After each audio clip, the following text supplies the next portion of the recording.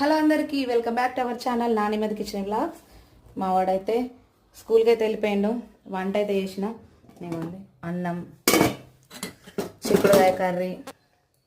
నేనైతే డికాషన్ అయితే పెట్టుకున్నా మంచిగా. ఇందులో అయితే అప్పాలు వేసుకొని తింటే సూపర్ ఉంటుంది. నాకైతే చాలా ఇష్టం. చిన్నప్పుడైతే ఫుల్ తినేదాన్ని. మళ్ళీ చట్నప్పాలలో చిక్కుడుగా వేసుకొని తింటే మాత్రం సూపర్ ఉంటుంది. మీలో ఎంతమందికి ఇట్లా తినేవాళ్ళు ఉన్నారో కామెంట్ చేయండి.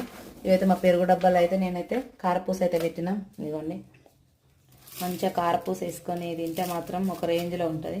ఇంకా డిఫరెంట్ ఏంటిదంటే నేను ఇందులో మీరేమంటారు అద్దాల గారెలు అంటారా, మేమైతే ఈ గారెలు కూడా వేసుకొని తింటా.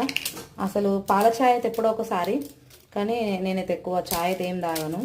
ఈ అప్పాలు ఉంటేనే నాకైతే ఛాయ్ మీద ప్రాణం గుంజుతుంది. ఖచ్చితంగా కావాల్సిందే.